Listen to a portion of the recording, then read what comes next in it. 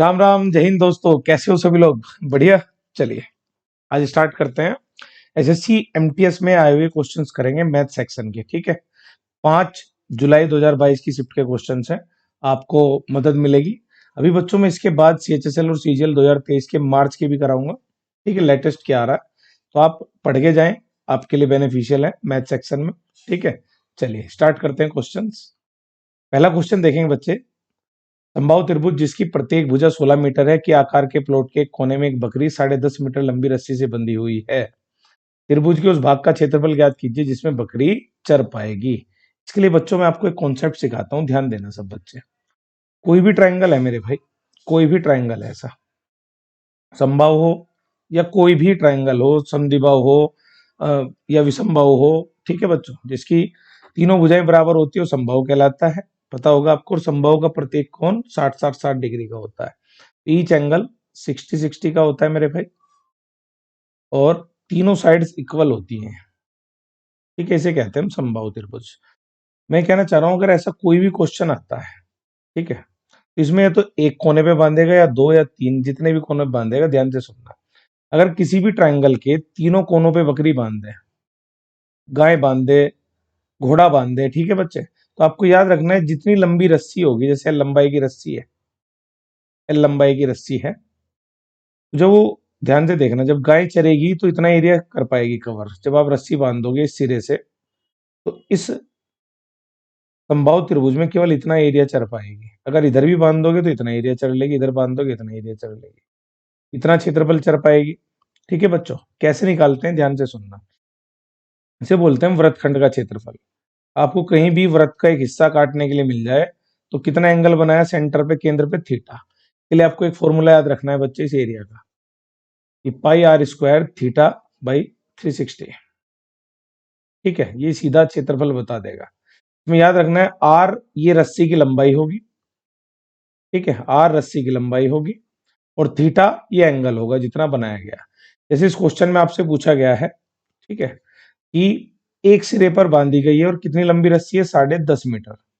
10.5 metre का मतलब बच्चे 21 का आधा। ठीक है, आप चाहें तो पॉइंट हटाएं, एक लिखेंगे नीचे, एक अंक पे जीरो आएगी, 5 से काटोगे 21/2 आ जाएगा। ये जो रस्सी की लंबाई है 21/2 मीटर की रस्सी है जिससे बकरी को बांधा गया है, और वो इतना एरिया चर पाएगी। और थीटा का मान कितना लेंगे बच्चे, 60 डिग्री। बताओ क्या फॉर्मूला याद हो जाएगा आपके, याद रखेंगे आज के बाद। चलिए अब ध्यान से सुनेंगे। पाई की वैल्यू कितनी है, 22/7। आर कितना लेना है बच्चे, रस्सी की लंबाई कितनी दी हुई है, 21/2। तो बच्चों फिलहाल हमें इस साइड से कोई मतलब नहीं है। ठीक है, ध्यान रखना, आगे ध्यान देंगे। पाई आर स्क्वायर दो बार लिखना है रस्सी की लंबाई को, into theta by 60 degree. Theta कितना है, अगर एक कोने पे बांधा है 60 डिग्री है, तो 60 से जब काटोगे 6 बार कैंसिल हो जाएगा, तो यहाँ लिख लेंगे आप 1/6। सोल्व करते हैं बच्चों। चलो, कैंसिल आउट करना आता है सबको।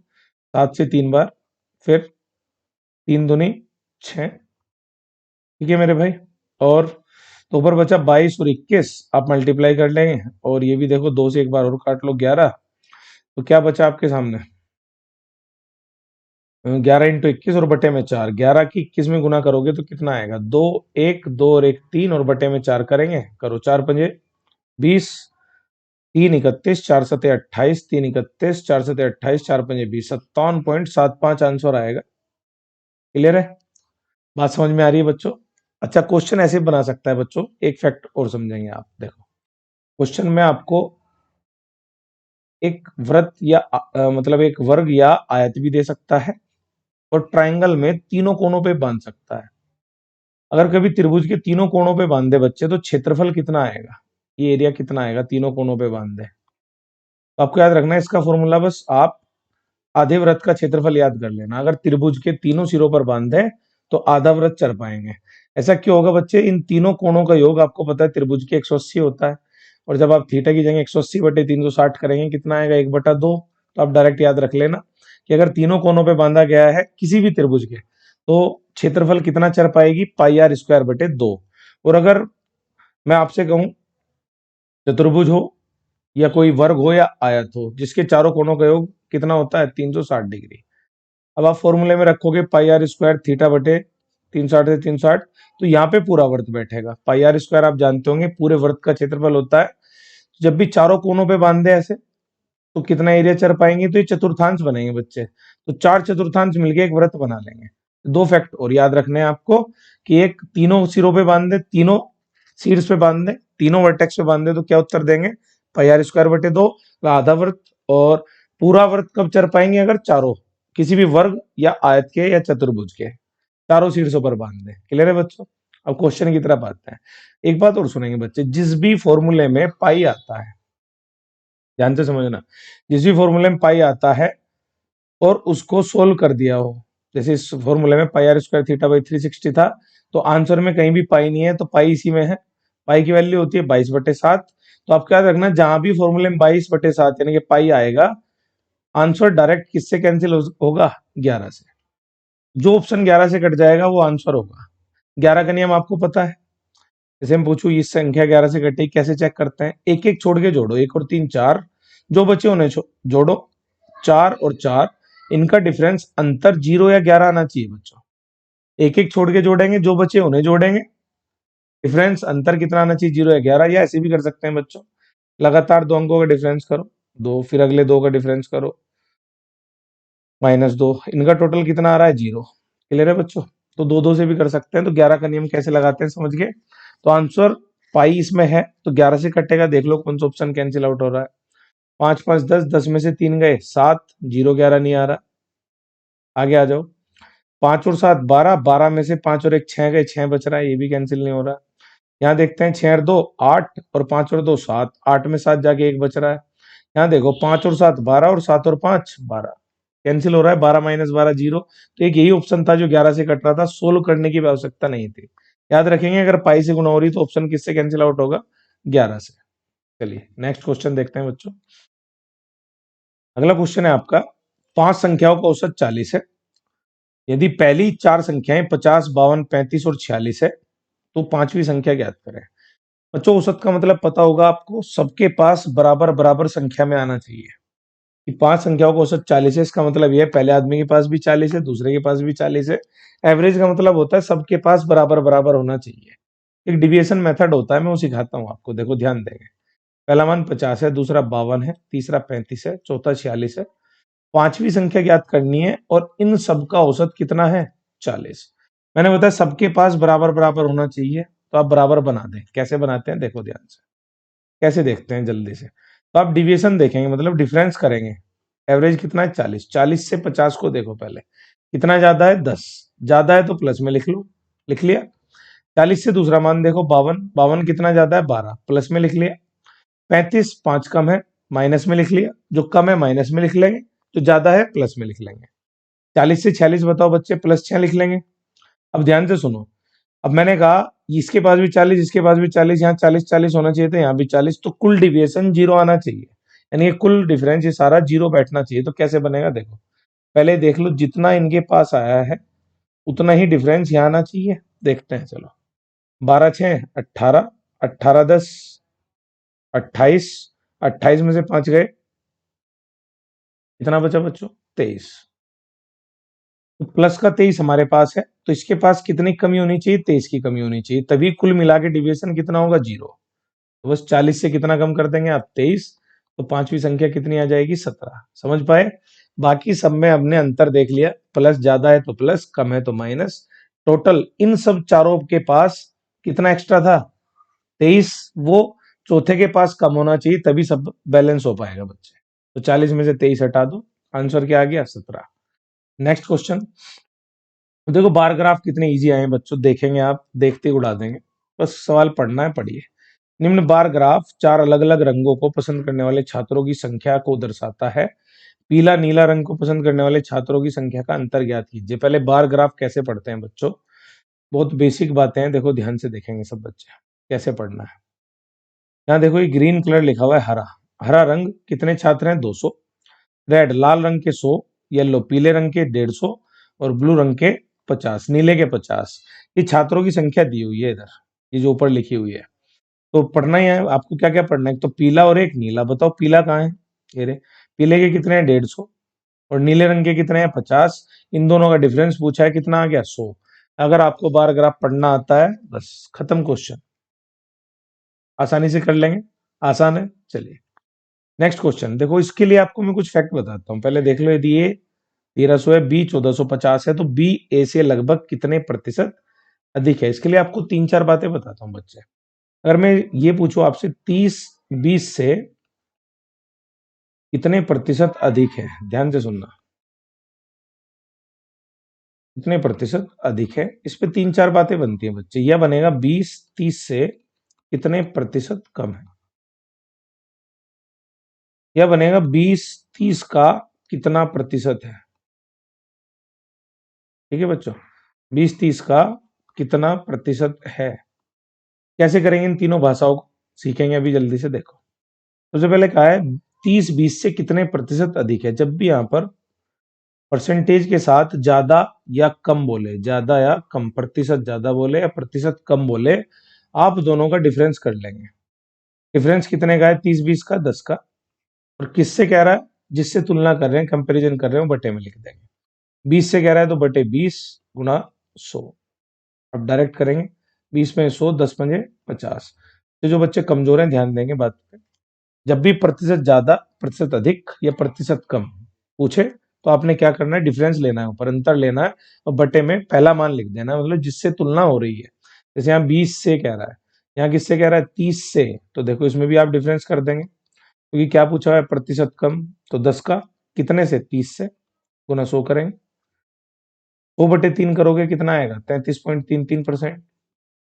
तीसरा सवाल देखो, 20-30 का कितना प्रतिशत है। ऐसे सुना है आपने कि मैं पूछू आपने कि आप 200 में से 70 नंबर लेके आए, तो कैसे पूछते हैं, 70 200 का कितना प्रतिशत है, कितने परसेंट नंबर आए बच्चे तेरे। तो आप क्या करते थे, 20 किसका, 30 का। जब प्रतिशत ज्यादा कम नहीं है, डिफरेंस नहीं लेना है, बस ये देखो किसका कह रहा है, 30 का कह रहा है, 20 और गुना 100, 2/3 ही आ जाएगा, 66.66%। आप हल करोगे 2/3, 66 से ही 2/3 होता है या 66.66 होता है। अब क्वेश्चन की तरफ बढ़ते हैं बच्चे, ध्यान देंगे सब बच्चे। क्वेश्चन है 1300 और 1450। बी ए से, किससे कह रहा है, ए से लगभग कितने प्रतिशत अधिक। प्रतिशत अधिक पूछे या कम, हमें करना है डिफरेंस ऊपर। डिफरेंस कितने का है दोनों में, दिख रहा होगा आपको, 1300 है और 1450 है, 150 का है। 150 का डिफरेंस है और किससे कह रहा है, ए से। अगर पहली वाली संख्या से कह रहा है, ए से कह रहा है, तो डिवाइड में किसे रखेंगे, ए से भाग करेंगे।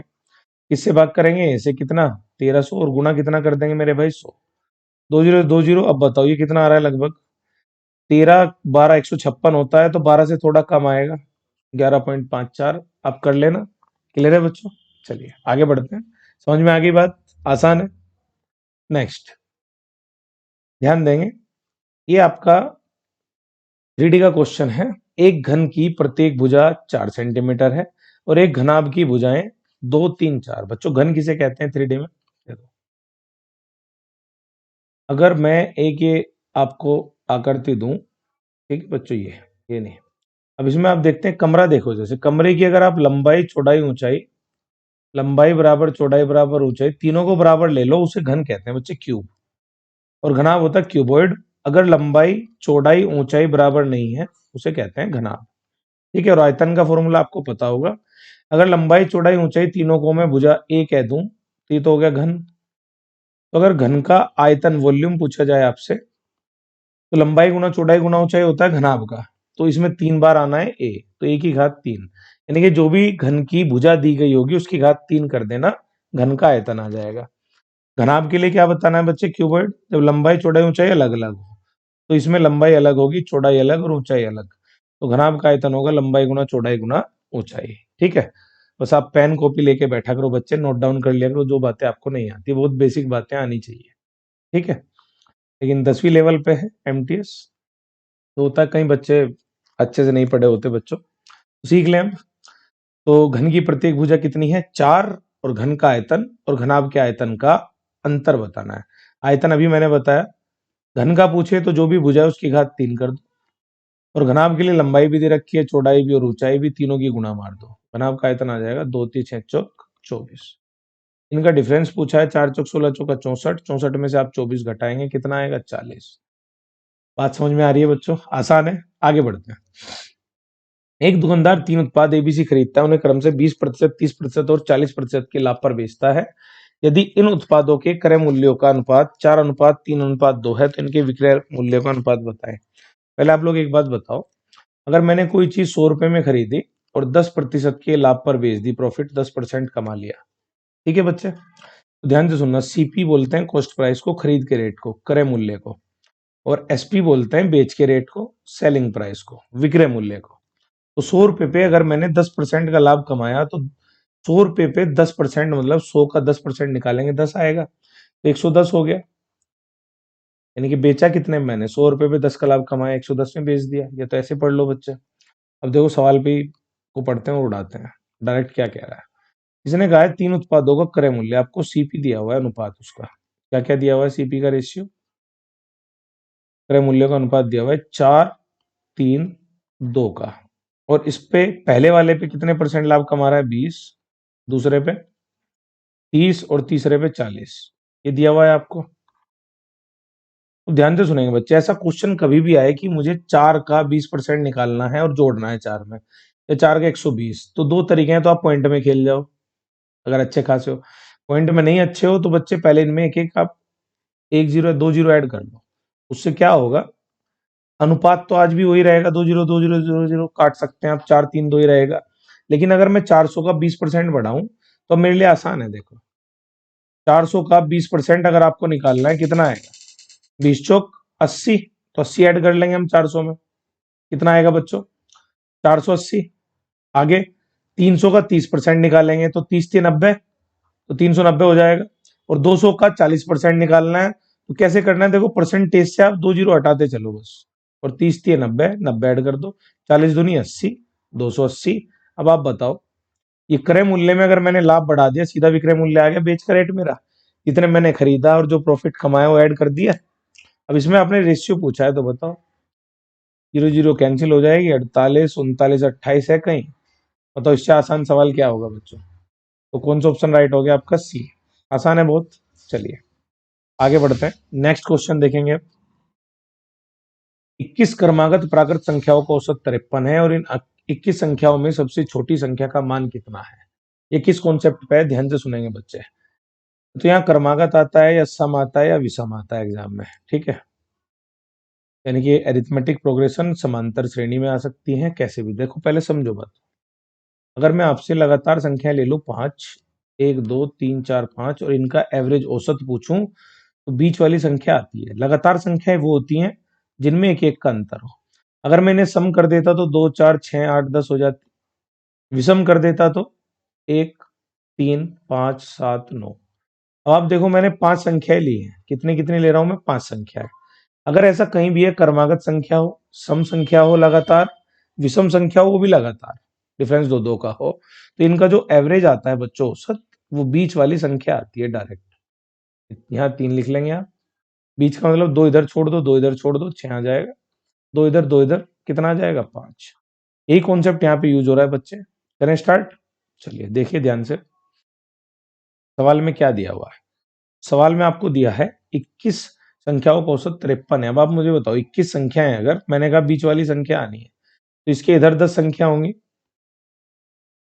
और 10 इधर रख दो, 10 संख्या इधर, 10 संख्या इधर, बीच में क्या रख दो, 20 हो गई, तो 21वीं संख्या हो गई, टोटल 21 हो गई है संख्या। बीच वाली औसत हो जाएगी, क्योंकि क्या बोला है, क्रमागत प्राकृत संख्या, लगातार संख्या बोलेगा, बीच वाली संख्या औसत होगी, 10 इधर छोड़ दी, 10 इधर, तो ये एवरेज हो गया कितना, 53। इन 21 संख्याओं में सबसे छोटी संख्या बतानी है। अब ध्यान से सुनो, मैंने बताया अगर क्रमागत है तो सब में एक एक का अंतर है, तो ये अगर यहाँ पे 11वीं संख्या है तो इससे इधर 10 संख्या है, और सब में कितने कितने का अंतर है, एक एक का, तो 10 संख्याओं में कितने का डिफरेंस हो जाएगा, इधर 10 का, तो बस इसमें से कितना माइनस कर देंगे, 10। 53 में से अगर आपने 10 घटा दिया, कितना आंसर आएगा, 43। अगर सबसे बड़ी पूछी होती बच्चे तो इधर कितना ऐड कर देते, 10, कितना आता, 63। समझ पा रहे हैं, क्लियर है, आसान है। देखो मैं फिर से बता रहा हूँ, 10 संख्या इधर हो गई, 10 इधर, तभी तो 21 कैसे बनेंगी, 10 लोग इधर 10 लोग इधर, बीचों बीच बैठे। लगातार संख्याएं बोल दे, सम बोल दे, विषम बोल दे, बीच वाली संख्या औसत होगी। तो 53 मैंने यहाँ लिख लिया, औसत दिया हुआ है हमें। अब इसके इधर भी 10 है, इधर भी 10 है, और ये लगातार है। लगातार संख्याओं में एक एक का अंतर चलता है, सम संख्याओं में, इवन नंबर में दो दो का, ओड नंबर्स में भी दो दो का, ठीक है बच्चों। तो देखो अब 10 संख्या इसके इधर है तो एक एक का डिफरेंस चलेगा तो 10 का ही हो जाएगा, तो 10 ही घटा दिया, 10 इधर बढ़ा दिया। आसान है, कर लेंगे। नेक्स्ट, अब इसके लिए आपको एक नियम आना चाहिए बच्चों, बोर्ड मास। ये आपका सिंप्लीफिकेशन से है। पहले आप ब्रैकेट का यूज करते हैं, इसे वी बोर्ड मास भी बताया जाता है, वर्नाकुलर अलग ले लेते हैं लोग। ऑफ, डिवाइड, मल्टीप्लाई, एडिशन और सब्ट्रैक्शन, इस क्रम में सोल्व करते हैं बच्चों। ब्रैकेट में ध्यान से देखेंगे, एक तो होता है ये रेखा कोष्टक, छोटा, मझला, बड़ा, इस क्रम में चलते हैं। तो ब्रैकेट में भी कैसे चलते हैं बच्चे, रेखा, छोटा, मझला, बड़ा, इसके बाद आता है नंबर का, फिर नंबर आता है भाग, गुना, जोड़, घटा। क्लियर है, चलिए स्टार्ट करते हैं। तो बहुत बेसिक क्वेश्चन है, अब भी बनाए जा सकते हैं बच्चों। चलिए, क्या क्या दिया हुआ है मैंने बताया, पहले भाग होगी, पहले ब्रैकेट में जाएंगे, तो ब्रैकेट यहाँ पे ये है छोटा, इसे हल करेंगे तो बताओ, 4 को जब आप 2 से भाग करोगे, 4 को 2 से भाग करो कितना आएगा, 2। ठीक है, तो पहले भाग करना है, ब्रैकेट वाला पोर्शन हल करना है, 25 माइनस 2 प्लस 11.5 प्लस 9.5। अभी मैंने बताया भाग, भाग के बाद गुना, गुना इसमें कहीं है नहीं, अगला नंबर प्लस करने का है, तो 25, 11.5 और 9.5। 11.5, 9.5 कितना आ गया बेटे, 21। 21 और 25 जोड़ो कितना आ गया, 46। 46 में से कितना डिफरेंस कर देंगे, 2, क्या आंसर आ गया, 44। आसान है, आगे बढ़ते हैं। एक वस्तु को बेचते समय 20% और 30% की दो क्रमागत छूट दी जाती है। वस्तु के अंकित मूल्य और उसके विक्रय मूल्य का अनुपात क्या है। बच्चों मैंने बहुत सारे शॉर्ट्स बनाए हैं लगातार छूट पे, ठीक है, और लगातार छूट पे 2 वीडियो भी डाली है, ठीक है, सक्सेसिव डिस्काउंट पे, आप लोग उन्हें भी देख सकते हैं। चलिए अब ध्यान से देखेंगे, 20% 30% की दो छूट, एमआरपी पे छूट दी जाती है। पहले समझना बच्चों बात को, एमपी बोलते हैं, एमआरपी बोलते हैं, मार्केट प्राइस, खुदरा मूल्य, ठीक है, सूची मूल्य, कई सारे नाम है बच्चे। तो अंकित मूल्य पे जब भी आप डिस्काउंट देते हैं, छूट देते हैं या बट्टा देते हैं, तो आप बेच के रेट पे पहुंचते हैं, विक्रय मूल्य पे। ठीक है मेरे भाई, तो डिस्काउंट परसेंट अगर आपको निकालना है, डिस्काउंट निकालना है, तो एमआरपी एसपी, एसपी में से क्या घटा देंगे हम, एमआरपी, एमआरपी में से एसपी घटा देंगे, डिस्काउंट आ जाएगा। डिस्काउंट परसेंट बट्टा प्रतिशत या छूट प्रतिशत निकालनी है, तो ऊपर तो आप पहले देखेंगे बट्टा कितना हुआ, छूट कितने की दी गई, और बट्टा हमेशा किस पे निकालते हैं, अंकित मूल्य पे, इंटू 100। ये बातें बेसिक हैं, आपको पता होनी चाहिए बच्चों। चलिए अब क्वेश्चन की तरफ बढ़ते हैं, क्या करना है, कैसे उड़ाना है।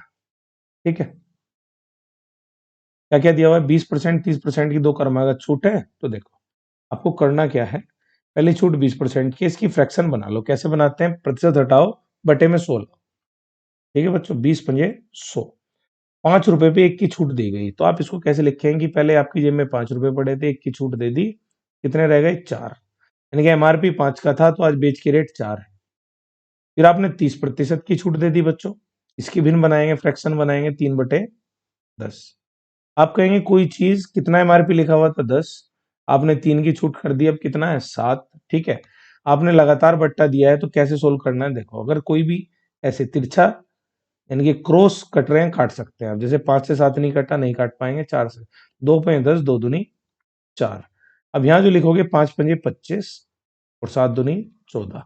अब मेरी बात को ध्यान से सुनना, ये तो पूछेगा इन दोनों का समतुल्य बट्टा, तो एक सूत्र भी है, समतुल्य बट्टा पूछे तो आप ये फॉर्मूला लगा दो, x plus y minus x y बटे 100, यानी कि इक्विवेलेंट इन दो छूट के बराबर एक छूट पूछेगा आपसे समतुल्य, तो 20 30 50 और दोनों की गुणा मारो, 2 3 6 घटा दो, 44% आ जाएगा। ये डायरेक्ट समतुल्य बट्टे का काम है। लेकिन अगर इसमें पूछा गया है, तो ध्यान से सुने, जिस फ्रैक्शन से मैं क्यों कर रहा हूं बच्चे, इधर वाले को पढ़ते हैं हम लोग एमआरपी, एमपी या एमआरपी अंकित मूल्य, इधर वाले को पढ़ते हैं सेलिंग प्राइस, विक्रय मूल्य। अब डायरेक्ट देखो आप, इन दोनों का अनुपात पूछा है, तो आपका आएगा ये डायरेक्ट अनुपात ही आ गया, 25-14 का क्वेश्चन आपका सोल्व हो जाएगा। ठीक है, याद रखेंगे। चलिए आगे बढ़ते हैं बच्चों। पी एक कार्य का 1/2 भाग 10 दिनों में पूरा कर सकता है, और क्यू उसी कार्य का 1/5 भाग 4 दिनों में। मतलब इतना जीरो लेवल आ रहा है इसमें मैथ का, देख पा रहे होंगे आप, कुछ दम नहीं है। ठीक है, बेसिक बातें जानता होगा बच्चा, कर पाएगा। ये कार्य समय का सवाल है। अगर एक आदमी आधा भाग 10 दिन में कर पा रहा, तो पूरा भाग निकाल लो आप पहले पी का। तो क्या करना है आपको, इसका उल्टा करके गुणा मार देना है, तो उल्टा होगा 2, 2/1, 10 दूनी 20। यानी कि पी अगर पूरा काम करता 20 दिन में कर लेता, क्यों, अब बताओ इसका उल्टा करेंगे, 4×5 = 20, ये भी 20 दिन में कर लेता। तो अब बताओ दोनों एक साथ मिलकर पूछा हुआ है, इससे बेसिक होगा कुछ, क्या करते हैं बच्चों, पहले हम इनका एलसीएम ले लेते हैं। 20×20 का एलसीएम कितना आएगा, 20। क्लियर है बच्चों, 20×20 का एलसीएम कितना है, 20। पहले इस 20 से भाग करो, कितना आएगा, 1। इस 20 से करोगे फिर से 1। क्लियर है, तो ये क्या आती है, एफिशिएंसी।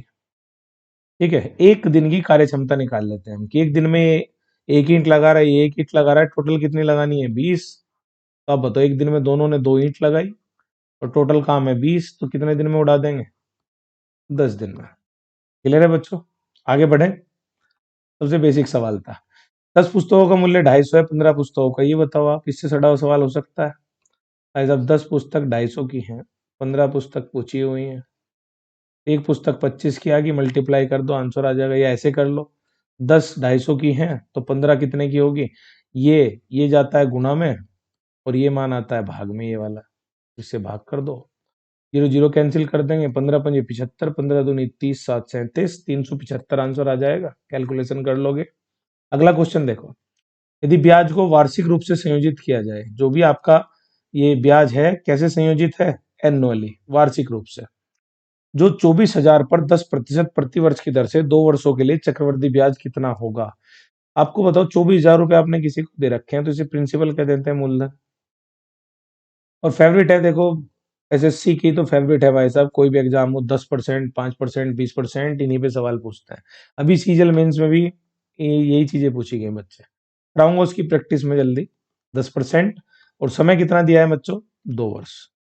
अब आपने सुना होगा तो एक फॉर्मूला लगा लो, जिससे 2 साल की इकट्ठी दर निकाल सकते हैं, संयुक्त दर के लिए लगा सकते हैं। तो संयुक्त दर के लिए क्या फॉर्मूला होता है मेरे भाई, x+y+xy/100।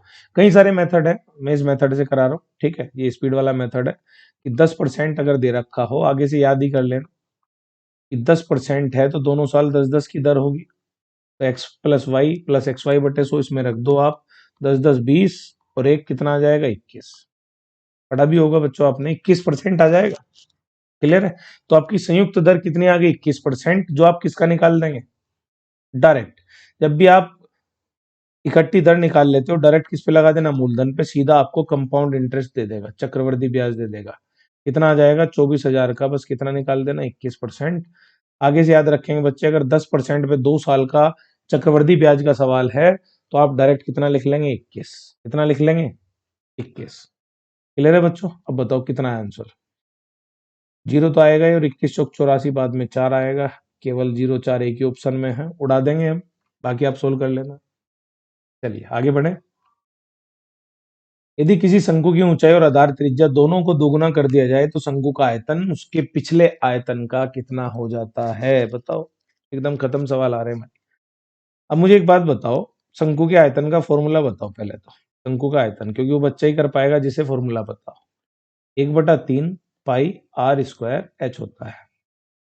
ठीक है बच्चों, शंकु ऐसा दिखाई देता है जैसे बर्थडे की टोपी मेरे भाई, आधार इसका वर्त्य होता है, और ऊपर से कॉनिकल होता है ऐसे, ठीक है, या तंबू कह देते हैं, ऐसे टेंट बना लेते हैं कई बार ऐसा। ठीक है बच्चों, तो इसका फॉर्मूला क्या होता है, आयतन का, वॉल्यूम का, 1/3 पाई आर स्क्वायर एच। आर यहाँ पे रेडियस होती है, जो नीचे वर्त जैसा ऐसे गोल बनेगा, और ऊपर तंबू में एच हाइट बन जाएगी, ये एच हाइट हो जाएगी बच्चे, और इसे बोलते हैं तिरछी ऊंचाई एल। ठीक है, चलो अब ध्यान दो, इसने कहा है आधार त्रिज्या को क्या कर रहे हैं हम, दोगुना। तो अगर ये त्रिज्या है, इसका क्या हो रहा है, स्क्वायर। अगर पिछले आयतन का पूछा ना, तो आप बताओ, अगर त्रिज्या को 2 गुना करा, तो जो भी जितना भी दोगुना, जो 3 गुना करता 3 लिखते, 2 गुना करता 2 लिखते, 2 गुना किया है 2 लिख लिया, और बाद में स्क्वायर हो रहा तो हम भी स्क्वायर कर दें। ऊंचाई का कितना किया है मेरे भाई, ऊंचाई को भी 2 गुना किया गया है, तो ऊंचाई में भी 2 लिख दो, यहाँ पे घात नहीं है तो 2 ही लिख देंगे, बस इतना गुना आंसर आ जाएगा आपका डायरेक्ट, 2×2 = 4×2 = 8। तो बच्चे आपको याद रखना है, जितना गुना करने के लिए कह रहा है आप डायरेक्टली करेंगे, आसान है बहुत।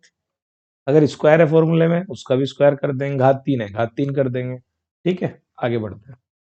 अगला क्वेश्चन, वर्ष 2020 में एक शहर की जनसंख्या बी कितनी थी, 2 लाख थी। जनसंख्या वृद्धि की दर कितनी कर दी गई मेरे भाई, 8% वार्षिक। तो 2022 में पूछा गया आपसे, उस शहर की जनसंख्या कितनी होगी 2022 में। अब ध्यान देंगे, 2020 से 2022 जा रहे हैं, तो ये बिल्कुल कंपाउंड इंटरेस्ट की तरह ही चक्रवर्ती ब्याज का जो मैंने बताया था 8-8 के हिसाब से आप डायरेक्ट कर सकते हैं कि पहले साल 8, दूसरे साल फिर 8, फिर 8 अठी 64। अभी एक फॉर्मूला बताया था, तो ये भी कंपाउंड ही है बच्चे। ये सब सवाल भी उसे हो जाते हैं 3 साल के, 2 साल के। ठीक है, तो आप बताओ 8 8 16 और 8 अठी 64। 64 लिखेंगे बटे में 100 होने का मतलब 2 अंक में दशमलव आ जाएगा, तो कंपाउंड आ जाएगी 16.64%। या तो इससे कर लो डायरेक्ट, किस पे लगा तो 2 लाख पे डायरेक्ट आंसर आ जाएगा। देखो यहीं से देख लो, तो अभी बताया था मैंने मूलधन पे लगा देते हैं, यहाँ जनसंख्या पे लगा देंगे, 2 लाख का 16.64% निकाल देना है, आपका आंसर आ जाएगा। ये तो बढ़ोतरी आएगी कितनी हुई, अगर जनसंख्या ही निकालनी कितनी आई तो आप बताओ 16.64 बढ़ गई तो 100 में बढ़ा के गुणा मार देना बस। क्लियर? 16.64% टोटल बड़ी है, तो 116.64 कर देंगे, डायरेक्ट गुणा कर देंगे, आंसर आ जाएगा। सीधा 2 साल बाद की जनसंख्या आ जाएगी। अगर कितनी बड़ी पूछे तो इसी की मल्टीप्लाई कर दो। ठीक है, बताओ क्या आंसर आया। तो 3 जीरो है, 2 जीरो तो पॉइंट हटाने में जाएगी, 1 जीरो बाद में आएगी, 2 से मल्टीप्लाई कर लेंगे, 2 चौक 8। 8 जीरो केवल एक ही ऑप्शन में है मेरे भाई, फिर भी आप सोल्व करना चाहते हैं कर लेंगे। क्लियर है? चलिए आगे बढ़ते हैं। भिन्नों का लैसे ज्ञात करें।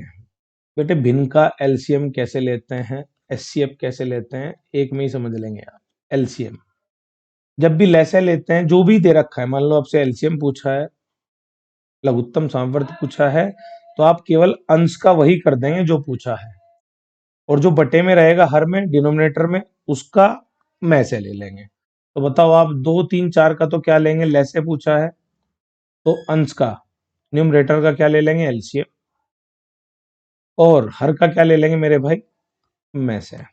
आपको लैसे में से लेना आता होगा, जैसे 4 में 2 छिपा है तो नहीं चाहिए, 4 तिये 12, तो लैसे तो कितना आ गया ऊपर 12, नीचे देखो मैसे क्या होता है, मैसे की सबसे बेस्ट तरीका है आप डिफरेंस कर लो, जैसे 5 7 9 का मुझे इन तीनों का मैसे लेना है, तो आप क्या करो, सबसे कम डिफरेंस देखो कहाँ है, 5 7 में कितने का डिफरेंस है, 2 का, 7 9 में भी 2 का, तो 2 से आप भाग करके देख रहे हैं क्या ये सभी संख्याएं कट रही है, नहीं, तो इसके फैक्टर कर लो, इसका अगला फैक्टर 2 ही कम 2, 2 से नहीं कटी तो किसका नंबर आएगा, 1 का, क्योंकि में से दी गई संख्याओं में सबसे कम अंतर करेंगे, और फिर जो भी अंतर आएगा या तो वही में से होगा या उसके गुणनखंड कर लेंगे, तो जिस संख्या से तीनों संख्याएं कट जाए वो में से हो जाएगी बच्चे। तो यहाँ पे 2 से नहीं कटी तो 1 हो जाएगी, तो बटे में 1 आ जाएगा, 12/1। तो लैसे कैसे लेते हैं, भिन्न का ऊपर वालों का लैसे, बटे वालों का मैसे। मैसे पूछता तो ऊपर वालों का मैसे और बटे वालों का लैसे, उड़ा देंगे। आगे बढ़िए। अच्छा बच्चों, इसमें एक चीज और पॉइंट वाली बात याद रखना, अगर मैं कहूँ 0.18 और 0.036, ठीक है, और 1.8 इनका लैसे मैसे लेना हो, तो मैं एक फैक्ट बता रहा हूँ, फिर हल कर लेना, बाकी तो मैंने सिखा दिया। आप सबसे पहले दशमलव के बाद अंक बराबर कर लेना, मैक्सिमम दशमलव के बाद कितने अंक हैं, 3, यहाँ भी 1 जीरो लगा लो, यहाँ 2 जीरो लगा लो।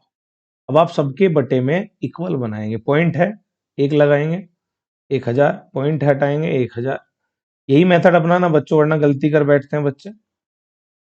पॉइंट हटाएंगे 1000, बटे में बराबर बनाना है।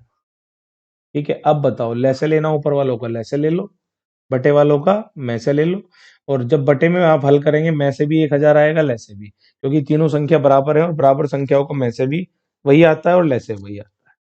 क्लियर है? चलिए आगे बढ़ते हैं। एक नाव धारा की दिशा में एक निश्चित दूरी तय करने में 16 मिनट का, पहले तो आपको कुछ फैक्ट बता दूं, शायद पता हो है कि नहीं। नाव की या तैराक की चाल आपको मान के चलनी है x किलोमीटर पर आवर। अगर धारा की चाल कहेगा तो आपको हमेशा y माननी है, y किलोमीटर पर आवर। ठीक है बच्चे, अब धारा के साथ, अगर आप धारा के साथ जा रहे हैं, आप खुद ही सोचिए, आपकी नाव अगर मैं पानी के साथ बहा दूं, तेज भागी, जिस तरफ बहाव है अगर उसी तरफ जाना है तो आप इन दोनों को जोड़ के लेंगे, सापेक्ष चाल लेंगे। धारा के विरुद्ध बोलेगा तो आप माइनस करेंगे, धारा के साथ बोलेगा तो प्लस वाला मान लेना है, विरुद्ध बोलेगा तो माइनस वाला। करें स्टार्ट अब क्वेश्चन। चलिए पढ़िए क्वेश्चन क्या है, और एक आपको पता होगा चाल बराबर दूरी बटे समय होता है। क्वेश्चन पढ़ते हैं। एक नाव धारा की दिशा में एक निश्चित दूरी तय करने में, धारा की दिशा कहा गया बच्चे, दिशा का मतलब ऐड करना है, 16 मिनट का, और धारा की विपरीत दिशा में वही दूरी तय करने में 24 मिनट का समय लेती है। शांत जल में नाव की चाल मतलब एक्स की वैल्यू दे दी गई है आपको। और धारा की चाल y का मान पूछा है, बताया ना अभी मैंने। नाव की चाल x मान लेना है, धारा की चाल y। अब ध्यान से सुनेंगे। एक सूत्र होता है चाल बराबर दूरी बटे समय बच्चों। अगर आप ध्यान दें तो अगर सवाल में क्या नियत है, जाना भी निश्चित दूरी उतनी है और उतनी दूरी वापस आना है। अगर दूरी नियत है तो आपको याद रखना है चाल का उल्टा समय हो जाता है, या समय का उल्टा चाल हो जाता है। तो आप बताओ समय, समय क्या दिया हुआ है यहाँ पे, टाइम क्या दिया हुआ है आपको, एक तो 16 मिनट और एक 24 मिनट। तो आप टाइम का उल्टा कर देंगे तो क्या आ जाएगी चाल। पहले रेशियो ले लो, 8 दूनी 16, 8 ती 24। याद रखेंगे टाइम का रेशियो उल्टा करेंगे कि हमारे सामने क्या आ गई चाल। अब ध्यान से सुनेंगे, ज्यादा चाल है, ये 3 है, तो ये धारा के साथ है, यानी कि किसका मान है x प्लस वाई का, और ये किसका मान है x माइनस वाई का। याद रखेंगे ज्यादा वाला मान बाहों के साथ आप जा रहे हैं और कम वाला मान आप बाहों के विपरीत आ रहे हैं। अब ध्यान से सुनो बच्चे, करना क्या है ऐसे सवाल में। मुझे एक तो x चाहिए और एक y। तो जब भी आप धारा नाव धारा के सवाल में समय का उल्टा करेंगे, दूरी नियत रहेगी, तो एक प्लस का मान आएगा, एक माइनस का। आपको क्या करना है, एक बार दोनों को जोड़ के आधा कर देना, एक बार दोनों को घटा के। x निकालोगे तो 3 में 2 जोड़ के आधा कर देना, और y में 3 में से 2 घटा के आधा कर देना है।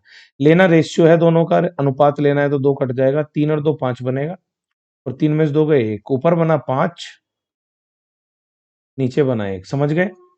यहां से अगर आप ध्यान देंगे तो ऊपर बनेगा 5 और नीचे बनेगा 1। तो ये जो 5 है ये अब x का मान आ गया। x का मतलब नाव की चाल आ गई, कितनी दे रखी है 15। तो 5 का मान 15 है, तो 1 का मान कितना आएगा 3। और ये y क्या है ना, धारा की चाल, यही पूछी हुई है, उड़ा देंगे। तो आपको क्या याद रखना है बच्चे, अगर कभी दूरी नियत हो सवाल में, अगर कभी दूरी नियत हो, ठीक है, तो चाल का उल्टा क्या होता है समय। तो चाल का उल्टा समय हो जाता है, और समय दिया हुआ था, हमने समय का रेशियो लिया, उसको उल्टा कर दिया, चाल आ गई। और चाल जब भी नाव धारा में आएगी, एक प्लस का मान आएगा, एक माइनस का। उनसे अकेले अकेले मान कैसे निकालना है नाव धारा का, एक बार जोड़ के आधा, एक बार घटा के आधा। याद रखेंगे, आगे बढ़ते हैं। दो पाइप डी और ई अकेले अकेले एक टंकी को क्रम से 26 और 78 घंटे में भर सकते हैं। यदि दोनों पाइपों को एक साथ खोल दिया जाए तो टंकी को भरने में कितना समय लगेगा, बताओ यार। अभी कार्य समय का सेम सवाल करा था, आपको पता होगा जैसे कार्य समय को सोल्व करते हैं वैसे हम पाइप टंकी को सोल्व करते हैं। तो डी डी ने अकेले टंकी को 26 घंटे लिए हैं भरने में, ई ने 78 घंटे लिए हैं मेरे भाई। मैंने बताया था एलसीएम ले लेंगे आप, 26 78 का एलसीएम 78 ही आ जाएगा। 26 थी 78, 78 ही का 78। इसका मतलब ये है एफिशिएंसी कार्य क्षमता आ गई कि 3 डी 1 घंटे में 3 का कार्य करता है, और ई 1 का, दोनों मिलके 3 और 1 4 का। तो 78 को किससे भाग लगा देंगे, 4 से। अब देखो सोल्व करना है मेरे भाई, 4 एकम 4 3 38, 4 नम 36, यहीं से सवाल सोल्व हो जाएगा। फिर भी देख लो, एक जगह 1/2, एक जगह 1/4 है। आगे देखो, 4 एकम 4 और कितना है 3 38, 4 नम 36, कितना बचा था 2, 2/4 का मतलब 1/2। 19 सही, 1/2 घंटे आपका आंसर आ जाएगा। दोनों मिलके कब कितने देर में भरेंगे, बिल्कुल सेम तरीका होता है, कार्य समय करते हैं वही पाइप टंकी का होता है। इजी है। चलिए, 140/9 मीटर प्रति सेकंड की चाल से गतिमान एक ट्रेन 27 सेकंड में खंबे को पार करती है। आपको याद रखना है बच्चे, ट्रेन जब भी किसी खंबे को पार करे तो वो अपनी लंबाई पार करती है, तो इसे दूरी कह देते हैं हम। ट्रेन की लंबाई को क्या कह देते हैं, दूरी। तो यहाँ पे चाल बराबर हो जाता है ट्रेन की लंबाई बटे समय। दूरी की जगह क्या रखते हैं, बोलो, ट्रेन की लंबाई। अगर ट्रेन ट्रेन को पार करे बेटे, दोनों एक दूसरे को पार करें, तो दोनों की लंबाई जोड़ करके रख देते हैं, ठीक है, दूरी में। क्लियर है बात। चलिए इस सवाल को करते हैं। यहाँ पे भी मात्रक मीटर प्रति सेकंड है और यहाँ भी सेकंड में है समय, तो लंबाई भी मीटर में आएगी। बताओ क्या दे रखा है, लंबाई का मतलब ट्रेन की लंबाई निकालनी, तो चाल गुना समय कर दें। चाल दे रखी है 140/9 मेरे भाई, और समय दे रखा है 27 सेकंड। तो 9 तिये 14 तिये 42, इससे आसान सवाल हो ही नहीं सकता मेरे भाई। कितना आगे उत्तर 420, और मीटर में इसलिए आया, मीटर प्रति सेकंड है और यहाँ सेकंड है, तो मीटर में आंसर बचेगा गुना करने पे। ठीक है बच्चों, आगे। एक व्यक्ति ने एक कुर्सी 580 में खरीदी। आप देख सकते हैं लेवल बेटे इतना नीचे लेवल है, इसलिए तो कट ऑफ आई जाएगी मेरे भाई। ठीक है, तो मेहनत करनी है। आप 25 में 25 ला सकते हैं आराम से, क्वेश्चन पूरे को पूरे कर सकते हैं। एक व्यक्ति ने एक कुर्सी 580 में खरीदी, 25% लाभ प्राप्त करने के लिए बताओ। ये पहले पहले क्वेश्चन होते हैं चैप्टर्स के, ठीक है। 580 सीपी दे दिया गया है आपको। एसपी पूछा है। कितने का लाभ कमाना चाहते हो? 25% का। या तो आप 525 का 125% निकाल दो, डायरेक्ट सीधा उत्तर आ जाएगा। 100 में बढ़ा गुना मार दो, सीधा बेच का रेट आ जाएगा। या आप क्या करो कि भाई साहब 25% भिन्न से करना चाहते हो, 1/4 होता है कि 4 की चीज पे 1 का लाभ कमाया तो बेची कितने में? 5 में। तो अब बताओ 4 का मान कितना है? 580। कितने का निकालना है? 5 का। डायरेक्ट कर देंगे। खरीद का रेट 580 है तो 4 का मान 580, 5 का मान निकाल देंगे। काट दो मेरे भाई, 4 एकम 4, कितना बचा? या कर लो 4 एकम 4, 1 18, 4 चौक 16, 2 20, 4 पंजे 20, 145 में आप 5 की गुना करेंगे। 5 पंजे 25, एक में ही है, 5 इकाई का अंक। आगे बढ़े।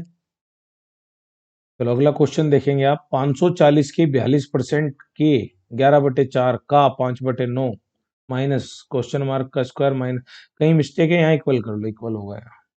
ठीक है, चलो चेक करते हैं एक बार। 540 का 42% करना है। का मतलब गुना होता है मेरे भाई।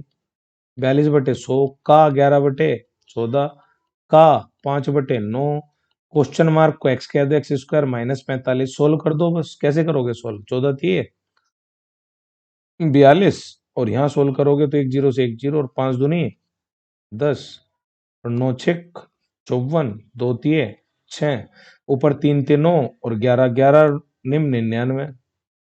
इधर बचा एक्स स्क्वायर माइनस 45। इतना सबको आता होगा, माइनस है प्लस कर देंगे, 99 45 जोड़ेंगे 144। एक्स स्क्वायर किसका स्क्वायर होता है भाई? 144, 12 का। बताओ कितना टफ सवाल था है? नेक्स्ट। निम्न पाई चार्ट का अध्ययन करें और उसके आधार पर दिए गए प्रश्न का उत्तर दें। बोर तो नहीं हो रहे बच्चों? और होना भी नहीं है, जबरदस्त मेहनत करनी है। ठीक है, आसान नहीं है बेटे कुछ भी। कई बार एमटीएस का लेवल हाई भी आता है, ऐसा नहीं। ये शिफ्ट फर्स्ट है, आगे की शिफ्ट भी कराऊंगा मैं, देखेंगे क्या लेवल आ रहा है। ठीक है, मैथ तो आसान ही आ रहा है, बिलो एवरेज आ रहा है भाई। ठीक है, चलो ये पढ़ते हैं। निम्न पाई चार्ट का अध्ययन करें और उसके आधार पर दिए गए प्रश्न का उत्तर दें। पाई चार्ट एक चिल्ड्रन होम के निवासियों को आकांक्षा द्वारा वितरित विभिन्न प्रकार की चॉकलेट की कुल संख्या के संदर्भ में बता रहा है। तो मैं बता देता हूँ, यहाँ लिखा हुआ है पर्क 16%, पर्क। डेयरी मिल्क 25% लिखा हुआ है मेरे भाई। 5 स्टार 20% लिखा हुआ है। स्नीकर्स 15% लिखा हुआ है, स्नीकर्स। यहाँ 5 स्टार लिखा हुआ है। यहाँ मार्स लिखा हुआ है 24%। पूछा क्या है, पढ़ लेते हैं। डेयरी मिल्क 5 स्टार और स्नीकर्स चॉकलेटों की कुल मिलाकर औसत।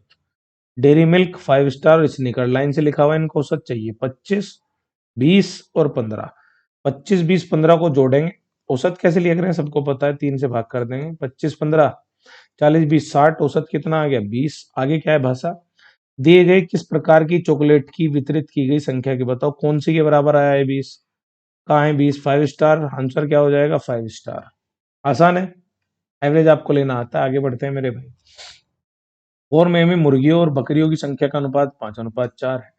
तो कोई एक फार्म है, तो इसमें मुझे लगा ये सवाल परीक्षा का ना हो। फॉर्म फॉर्म भी ऐसे लिखता है ना मेरे भाई। फार्म लिखा है, फार्म ए में मुर्गी और बकरियों की संख्या का अनुपात कितना है?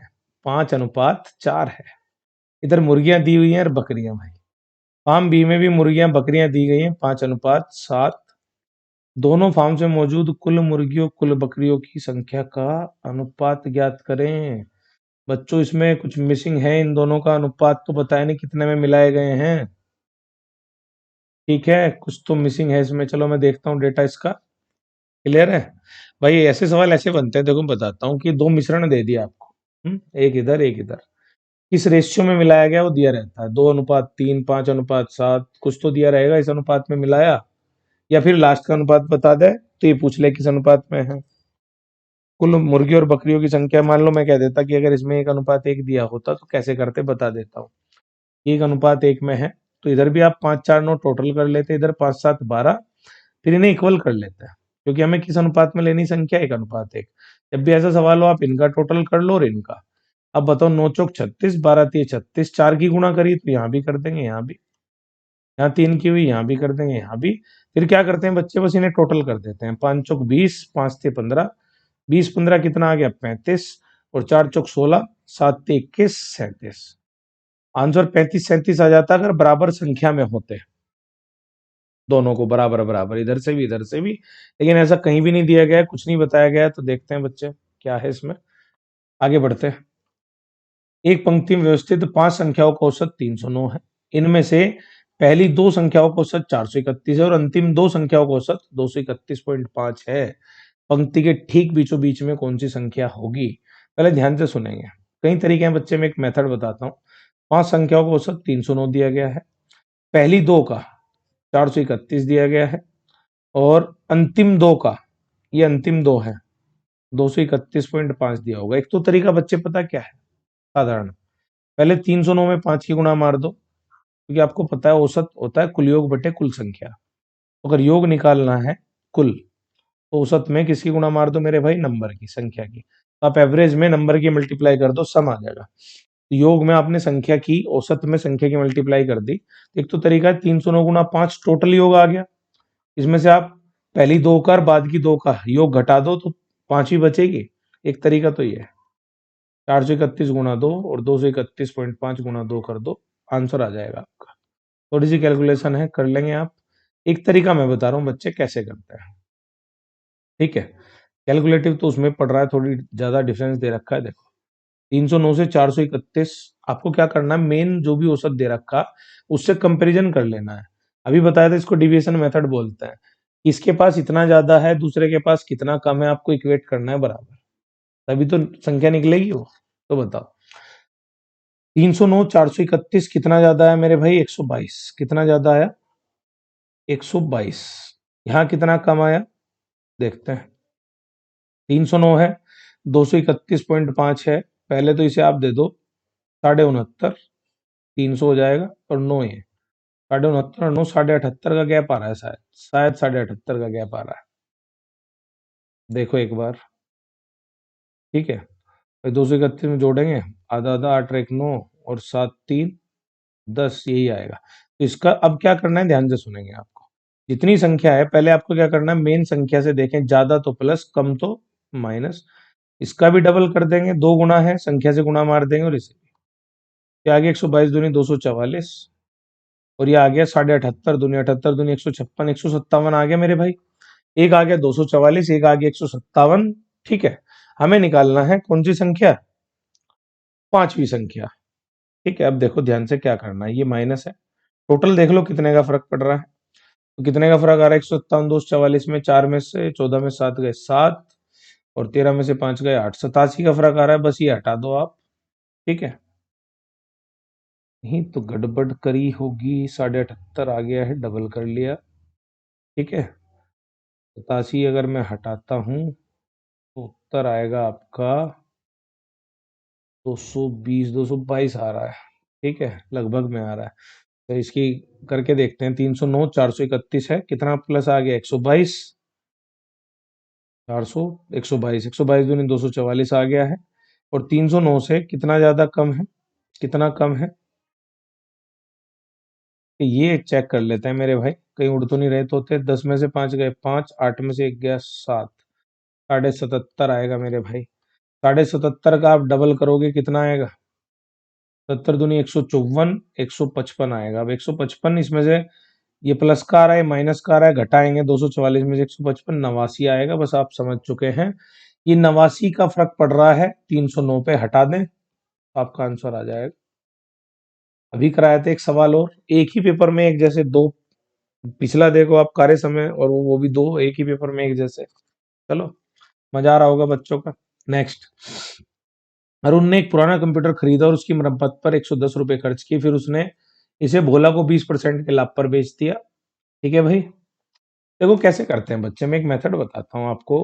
अगर कभी भी ऐसा सवाल है, फ्रैक्शन का मेथड कैसे यूज करेंगे, कि मैंने देख लिया क्या क्वेश्चन है, पहले 20% के लाभ पे, फिर 10% की हानि पे, फिर 10% के लाभ पे, अंत में। तो आप पहले x रुपए कह दो कि मैंने कोई चीज 100 रुपए की लाया, मैं 110 का खर्च कर दिया, तो और 110 रुपए मेरी जेब से चले गए, ब्रैकेट लगा लेना। 20% का लाभ है तो 1/5 का लाभ हो गया भिन्न के हिसाब से, तो 5 पे 1 बढ़ के मिला, यानी कि मेरे घर में 6/5 आ गए। तरीका ये लगाना है बच्चे, लाभ या बढ़ जाए, जनसंख्या पे भी ऐसे सवाल आते हैं, तो आपने क्या करना है, 1 बढ़ा के गुना मार लेनी है। भोला ने 10% की हानि पर बेचा, 10% की हानि का मतलब 1/10, 10 में से 1 हटा लोगे, 9/10 कर सकते हैं। चंदन ने अंततः इसे फिर चंदन के पास चला गया, उसने 10% के लाभ पे फिर से 1/10 यानी कि 10 की चीज 11 में बेच रहा है भाई साहब। ठीक है, और के लाभ पर अंत में कितने में बेच दिया, 1188 रुपए में। सारा मिला करके कितने रुपए का बैठा है, 1188। अरुण ने मतलब हमने माना था कितने में खरीदा था, एक्स में। बस सोल्व कर दो मेरे भाई। कैसे सोल्व करेंगे अब यहाँ ध्यान दो।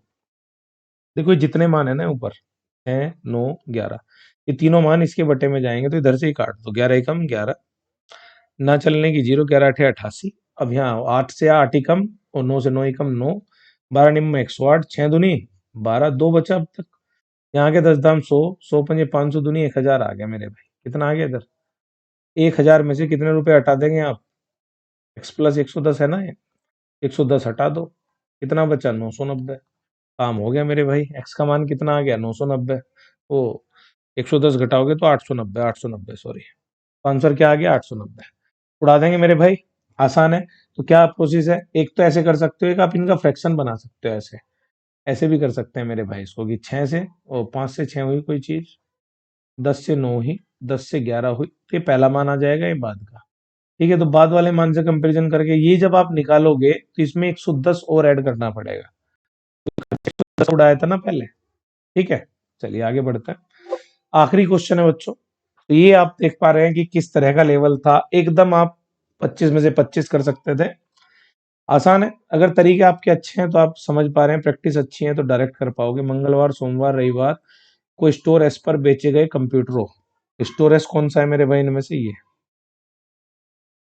कौन कौन सा दिन चुना है स्टोर एस का, मंगलवार, सोमवार और रविवार। तो पहले तीन जोड़ने हैं, 68, 74 और 78। कुल संख्या पूछी है, औसत तो नहीं पूछा, कुल संख्या पूछी है। तो 68, 74, 78, यहाँ पे जो जो लिख रहा है बेटे, अगर नहीं दिख रहा है मैं बोल रहा हूँ, 68, 74, 78। ठीक है, पीडीएफ मांगते हैं बच्चे, आप प्रीवियस ईयर क्वेश्चन उठा लो, मिल जाएंगे आपको, मतलब पेपर का पीडीएफ आपको मिल जाएगी, ऑनलाइन पहुंच जाएंगे। ठीक है बच्चों, तो डायरेक्ट आप वहां से देख लेना क्या क्या नोट है, क्या क्या लिखा हुआ है यहाँ पे। मंगलवार, बुधवार, गुरुवार, मंगलवार, बुधवार, गुरुवार किसकी बात कर रहा है, स्टोर पी की। ये रहा स्टोर पी, मंगल बुध गुरुवार, इनकी कुल संख्या का अनुपात बताना, बस इन्हें जोड़ दो मेरे भाई। अगली क्या आ रही है, 49 प्लस 70 प्लस 90, जोड़ना है बस, आंसर लेना, अनुपात लेना है। बताओ कितना है, 8 4 12 और 8 20, 2 7 9 7 16 6 22, 220 तो यहाँ बैठ रहा है। यहाँ पे 9 7 16 और 4 209 यहाँ आ रहा है। बताओ किससे कट रहे हैं मेरे भाई दोनों, 11 दूनी 22 कट रहा है क्या 11 से, देखें तो 11 दूनी 22, 20 आ रहा है। और यहाँ बताओ 11 से काटने पर 11 ही कम 11, 11 नौ 99, 20:19 आ गया। ठीक है बच्चों, मजा आया डिस्कशन में। ठीक है, आप ऐसे ही आगे बढ़ते जाएं, प्रैक्टिस करें बच्चे बहुत सारी। और बहुत आसान आता है एमटीएस, इसका अव्वा बनाया जाता है, लेकिन इसमें जीके और इंग्लिश का सेक्शन ठीक ठाक आता है। कई बार तो एग्जामिनर भूल जाता है कि वो सीजीएल का नहीं एमटीएस का एग्जाम बना रहा है मेरे भाई। ठीक है, तो मजे से पढ़ें, रिलैक्स होके पढ़ें, आसान है सब। चलिए आज के लिए इतने रखते हैं, चलिए आराम करिए बाप, बाय।